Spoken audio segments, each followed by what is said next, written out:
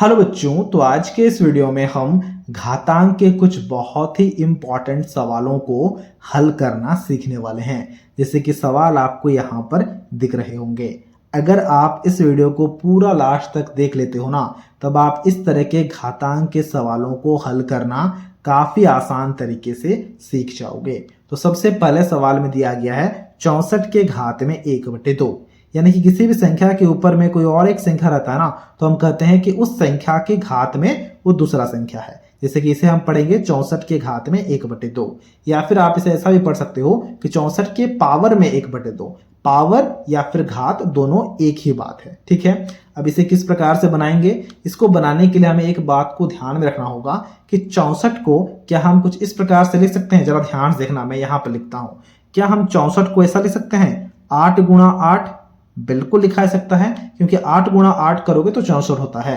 अब 8 गुणा 8 को क्या आप ऐसा लिख सकते हो 8 के पावर में 2, यानी कि 8 के घात में 2? बिल्कुल लिखा जा सकता है, ठीक है। तो हम यहाँ पर क्या करेंगे ना, यहाँ पर जो 64 लिखा गया है ना, इसके लिए यहाँ पर बराबर का चिन्ह देंगे और इस 64 की जगह में लिखेंगे 8 के घात में 2, क्योंकि 8 के घात में 2 का मतलब ही होता है 64, और इसके पूरे के घात में 1/2 दिया गया है।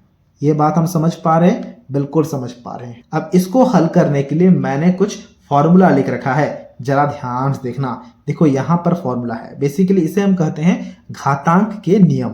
देखो, अगर कोई भी संख्या होगा, उसके घात में कोई एक संख्या होगा और पूरे के घात में कोई एक दूसरा संख्या होगा ना, तो ये जो घात होते हैं ना, ये आपस में गुणा हो जाते हैं। देखो, a के घात में m, पूरे के घात में n है, तो यहाँ पर देखो जो घात थे दोनों वो गुणा में बदल गए। तो यहाँ पर भी वैसा ही कुछ चीज है। देखो, यहाँ पर 8 के घात में 2 है और पूरे के घात में 1/2 है, तो ये घात क्या हो जाएंगे, ये घात आपस में गुणा हो जाएंगे। तो हम यहाँ पर 8 लिखेंगे, फिर ये हो जाएगा 2 गुणा 1/2। क्या ये बात हम समझ पा रहे हैं? बिल्कुल समझ पा रहे हैं। अब 2 गुणा 1/2 करो तो क्या होगा, 2 और 2 ये आपस में कट जाएंगे, तो बचेगा क्या, यहाँ पर 1 बचेगा। 1 गुणा 1 क्या होगा, 1 गुणा 1 1 ही होगा। तो 8 के घात में 1 आ चुका है हमारा आंसर। और किसी भी संख्या के घात में अगर 1 होता है, इसका मतलब क्या होता है, इसका मतलब सिर्फ और सिर्फ वही संख्या होता है। तो 8 आ चुका है सबसे पहले सवाल का आंसर। क्या बातों को समझ पा रहे हो? बिल्कुल समझ पा रहे होगे। इसी प्रकार से यहाँ पर दूसरे सवाल को देखना। दूसरे सवाल में है 125 के घात में 1/3। अब जैसे कि हमने 64 के लिए लिखा था 8 का स्क्वायर, यानी कि 8 के घात में 2, वैसे ही क्या हम 125 के लिए ऐसा नहीं लिख सकते हैं 5 के घात में 3? बिल्कुल लिखा जा सकता है, यानी कि अगर हम 5 को 3 बार गुणा करेंगे तो 125 आएगा। देखो, 5 को 2 बार गुणा करोगे तो 25 आएगा। मैं यहां पर लिखता हूं, ठीक है। देखो, 5 को अगर आप 2 बार गुणा करोगे तो क्या आएगा ना, 25 आएगा, ठीक है। इसी प्रकार से अगर आप 5 को 3 बार गुणा करोगे ना, तो ये क्या आ जाएगा, ये आ जाएगा 125, ठीक है। तो इसीलिए हमने यहाँ पर लिखा 5 के घात में 3, और पूरे के घात में तो फिर दिया ही गया है हमारा 1/3, ठीक है। अब हमें पता ही है कि किसी संख्या के घात में कोई संख्या है और पूरे के घात में कोई और दूसरा संख्या है, तो ये दोनों घात होंगे ये गुणा हो जाएंगे। तो हम यहाँ पर लिखेंगे बराबर 5 के घात में 3 गुणा 1/3। ये जो दोनों हमारे घात या फिर पावर थे ना, ये गुणा में आ गए। अब आप इसे काटो, 3 एक कम 3, 3 एक कम 3, यानी कि 1 गुणा 1, तो ये भी आ चुका है 5 के पावर या फिर घात में 1, और 5 के घात में 1 का मतलब क्या, 5 ही होगा। तो ये आ चुका है दूसरे सवाल का आंसर। इसी प्रकार से कुछ और सवालों को बनाते हैं। इसी प्रकार का तीसरा सवाल दिया गया है 4 के घात में 3/2। तो 4 के लिए क्या हम ऐसा लिख सकते हैं 2 के घात में 2?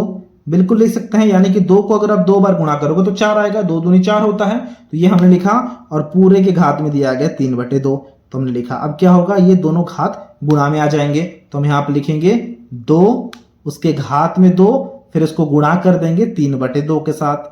देखो, यहाँ पर 2 है कट गया, यहाँ पर 2 है कट गया, तो बचा क्या, यहाँ पर 1 बचा। 1 गुणा 3 मतलब क्या बचा है, मतलब बचा है 2 के घात में 3, तो हमने 2 के घात में 3 लिखा। तो ये आ चुका है इसका आंसर। या फिर अगर आप चाहो तो इसे गुणा करके भी लिख सकते हो। 2 के घात में 3 का मतलब क्या होगा, 2 को हमें 3 बार गुणा करना है।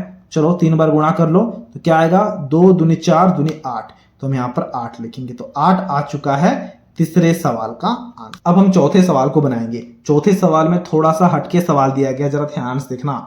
चौथे सवाल में दिया गया 2 के घात में 1/2 गुणा 2 के घात में 3/2। अब आप क्या करोगे ना, इसके लिए हमारे पास में एक अलग फॉर्मूला है। फॉर्मूला को जरा ध्यान से देखना।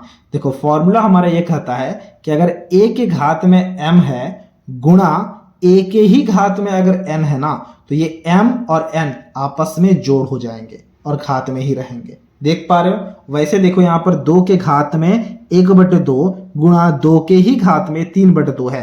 तो अब हम क्या करेंगे ना, यहाँ पर बराबर का चिन्ह देंगे और बड़ा सा 2 लिखेंगे और घात को यहाँ पर ऊपर में जोड़ कर देंगे। 2 + 3/2। क्या देख पा रहे हो, यहाँ पर 1/2 + 3/2 देख पा रहे होगे, बिल्कुल देख पा रहे होगे। वही चीज यहाँ पर भी किया गया है। ये भी हमारा घातांक का एक सूत्र ही है, या फिर आप इसे घातांक का एक नियम भी कह सकते हो। ठीक है, अब चलो इसे बनाते हैं हम। देखो 2 के घात में 1/2 + 3/2 लिखा गया है, तो हम यहाँ पर बराबर का चिन्ह देंगे, 2 लिखेंगे। यहाँ पर अगर आप इसे अच्छे से बनाओ तो ये क्या हो जाएगा, 2 आ जाएगा और 1 + 3 आ जाएगा। मतलब क्या, मतलब ये आ गया 2 और 1 + 3 का मतलब हो गया 4। 4/2, तो 2 एकम 2, 2 दूनी 4 कट गया, यानी कि 2 के घात में 2 रहा। 2 के घात में 2 का मतलब क्या, 2 × 2 वो हो जाएगा 4। क्या ये बात समझ पा रहे हो, बिल्कुल समझ पा रहे होगे। काफी आसान सा चीज है। अब यहाँ पर 5वें सवाल को जरा ध्यान से देखना। देखो 5वें सवाल में लिखा गया है 7 के घात में 3 गुणा 49 के घात में 2। अब यहाँ पर हम कैसे बनाएंगे इसे।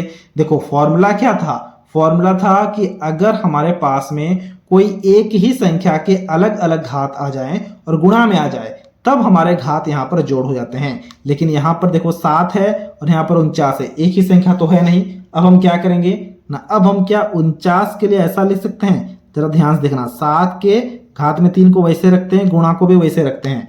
49 को हम ऐसा लिख सकते हैं 7 के घात में 2, बिल्कुल लिखा जा सकता है, क्योंकि 7 को 2 बार गुणा करोगे तो 49 आएगा और पूरे के घात में यहाँ पर 2 दिया ही गया है, तो हमने 2 लिखा। सिर्फ इस 49 की जगह में 7 के घात में 2 लिखा गया है। बात समझ पा रहे हो, बिल्कुल समझ पा रहे होगे। अब हम नेक्स्ट स्टेप में क्या करेंगे ना, 7 के घात में 3 है तो यहाँ पर 3 लिखेंगे और यहाँ पर देखो एक संख्या के घात में कोई एक संख्या है और पूरे के घात में एक और संख्या है, तो ये जो घात है ये आपस में गुणा हो जाएंगे। 2 × 2 क्या होगा, 2 × 2 हो जाएगा 4, तो हम यहाँ पर 4 लिखेंगे। क्या ये बात हम समझ पा रहे हैं, बिल्कुल समझ पा रहे होंगे। अब हम इसे काफी आसानी से बना सकते हैं। अब देखो 7 के घात में 3 गुणा 7 के घात में 4 है, तो अब हम क्या करेंगे, अब हम यहाँ पर 7 के घात में 3 + 4 कर देंगे। यही ना था हमारा फॉर्मूला, दूसरा वाला फॉर्मूला। तो ये क्या हो जाएगा बताओ, ये हो जाएगा 7 के घात में 7। अब 7 को 7 बार गुणा करने की जरूरत नहीं है, इसे ही आप आंसर छोड़ सकते हो। तो ये आ गया 5वें सवाल का आंसर। अब इसी प्रकार से अभी आपको खुद से इस छठे सवाल को बनाना है। ये आपके लिए होमवर्क रहा। छठे सवाल में है क्या, छठे सवाल में है 2 के पावर में 7 गुणा 2 के पावर में 4। तो इस सवाल को अभी आपको खुद से बनाना है और इसके आंसर को हमसे कमेंट बॉक्स में शेयर करना है। तो ये था आज का वीडियो, जहां हमने घातांक के कुछ बहुत ही इंपॉर्टेंट सवालों को हल करना सीख लिया है। अगर आपको ये वीडियो अच्छा लगा है तो इस वीडियो को एक लाइक जरूर कर देना और कुछ इसी प्रकार के वीडियोस को देखने के लिए आप हमारे चैनल को भी सब्सक्राइब कर सकते हो।